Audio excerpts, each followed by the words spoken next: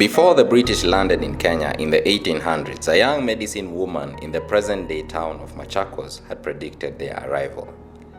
Legend has it that she had sprung out of a tree, and as not anyone knew of her parents and close relatives.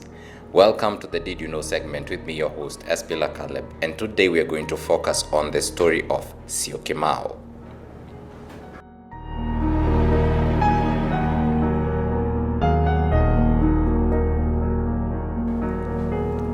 People wondered whether Syokimau was sent from heaven, if she was the chosen one or not. The Kamba people believed that her ability to prophesy came when she was attacked by a Maimu, a benevolent spirit, when she was a young girl.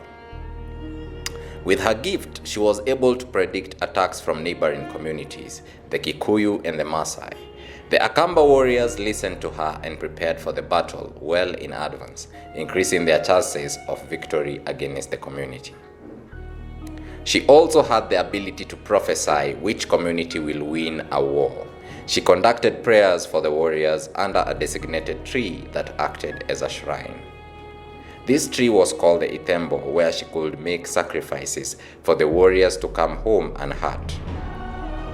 Mwatu Wangoma, then the leader of the community, heeded her counsel before battle, and when he was facing a challenge in the ruling over the people, it was not long before Syokimau predicted the coming of the British. Mwatu Wangoma, then the leader of the community, heeded her counsel before battle, and when he was facing a challenge in ruling over the people, he could consult Syokimau. It was not long before Syokimau predicted the coming of the British.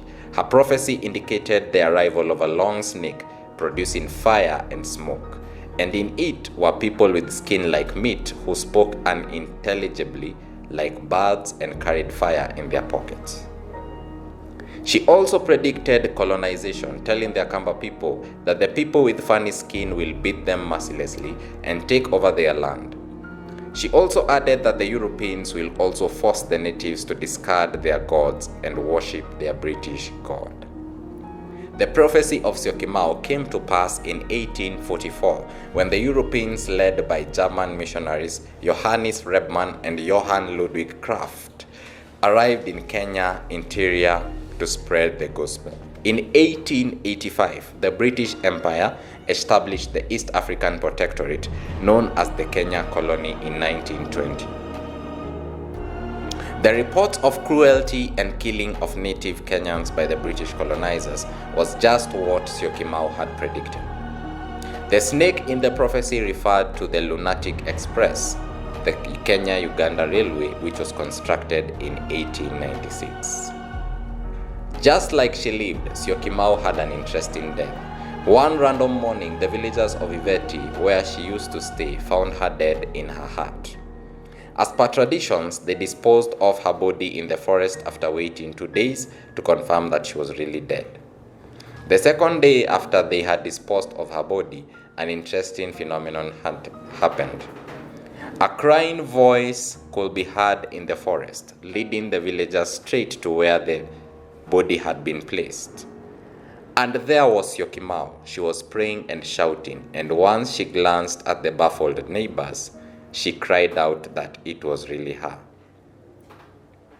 Oral literature has it that Syokimau lived for 2 more seasons before dying and resurrecting again, this time as an old woman appearing before young girls who had gone to collect firewood.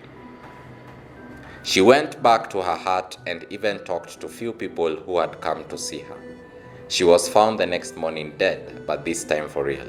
She had died with her mouth open and facing to upwards, what people believed was the posture she had been using when speaking to the ancestors. Syokimau is a legend not only for the Kamba community, but for Kenya as a country.